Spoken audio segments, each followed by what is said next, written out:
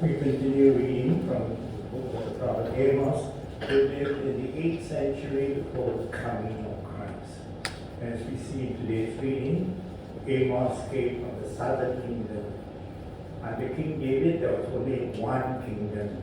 But then, when King David died, his sons were unfaithful, they married foreign wives, and there was a civil war. And Israel was divided. 10 tribes formed the northern kingdom of Israel. And the two southern tribes, Judah has formed the southern kingdom of Judah. So that the 10 tribes, northern Israel, the southern kingdom, coming the kingdom of Judah. Amos came from the south. And so he was going to the north. In the north, the people's shrine was Bethel. In the south, it was the temple of Jerusalem. So you had two nations, which the civil war was divided. Now, Amos goes there, and then he denounces what is happening in the northern kingdom. And we see the priest, the high priest there, Amaziah or whatever it is, he tells Amos, go back to where you belong. Go back to your south and do your prophesying there. And what does Amos say? I was not a prophet, I was only a farmer taking care of sycamore trees. And the Lord has now sent me to give you this message. So it was not my choice. And then they began to find fault with it. But did he say come true or not? Yes. In the year 722 BC, who came? The Assyrians came and destroyed and carried all the king as well as all the skillful people as slaves and bundled them off and left only the poor people behind. And then, as I said, that is what happened. And later on, these poor people that lived there, and later on they intermarried with these Assyrian conquerors, they would form later on what will be to the gospel, the Samaritans. And you know, the Jews hated the Samaritans because they practiced a religion that was half Jewish and half pagan. And they say later on, we will see the origin of the Samaritans. They came from this mixed race of the Assyrians and of the poor Jewish people. And in the south, later on, we see what happened to them. Also, they will later on also be taken as exile under the Babylon. That will be 200 in the year 586. The southern kingdom would be also invaded by the Babylonians, because they also disobeyed the laws of God. They were taken as slaves to Babylon. And you know, Babylon, what is the country today? Babylon is a country of Iraq. And the Assyrians that we see who invaded the northern kingdom in 722, you know what is the present country today? The country of Syria. I'm reading all these details. Let you know the Bible is not fairy tales, you know. Otherwise, sometimes reading the Bible, you think this is like fairy tales. This is not fairy tales. God really intervened in the history of mankind. And we must obey the laws of God. God speaks to us, we must listen, even when it is not, doesn't tickle our ears, even when it is unpleasant. So even in our present day, my dear friends, we have also to realize that many things that happen in our modern world today is not according to the laws of God. For example, abortion. In many countries, abortion is legal. In Singapore also, yes, every year about 17 to 14,000 abortions take place in Singapore. Do you realize that?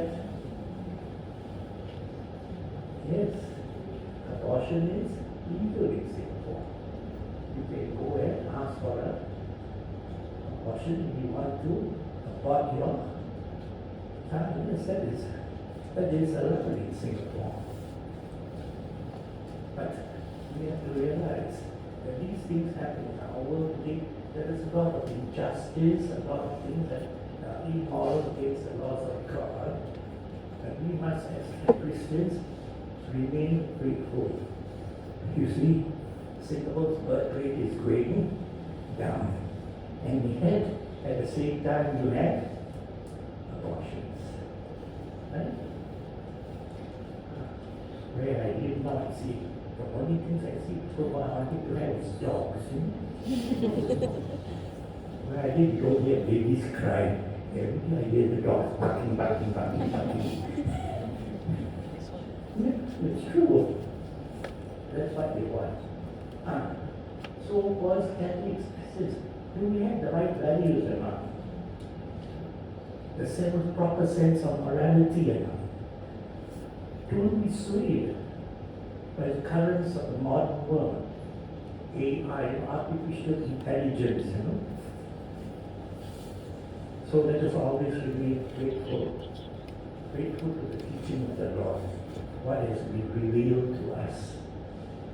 Although sometimes it is not pleasant, it is not easy for us, but we have to follow the rules of God, and it will always be the right place. As I say, you see, many countries allow abortion.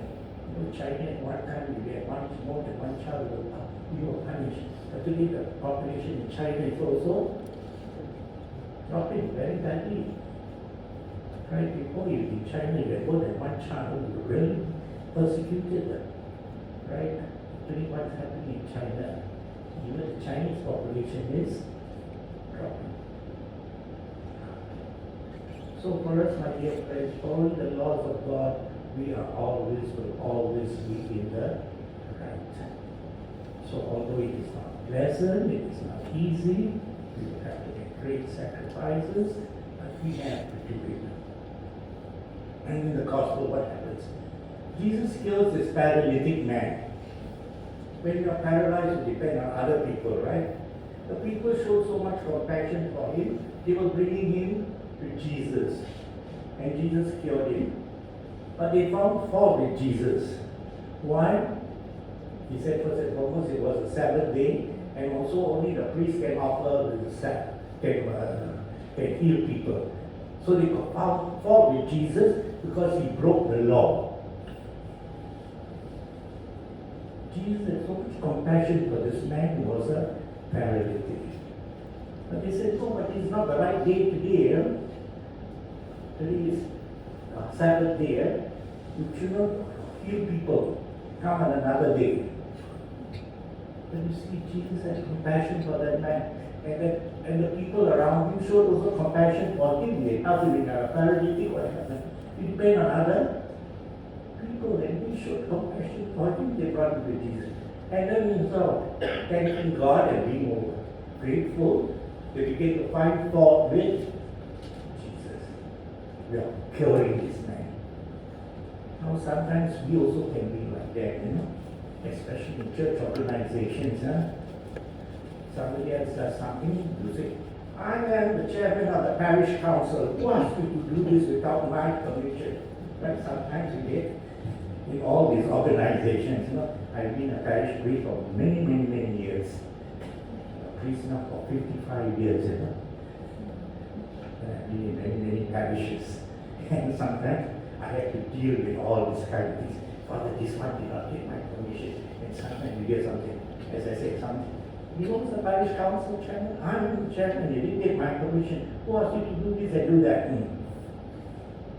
Sometimes you must see the good that comes out of it. Not these rules and regulations and so. The rules and regulations not for Christ us, but to make life better for us. So let us always be also having that heart of a compassion. You see what good has come out. even though it is, they bypass me.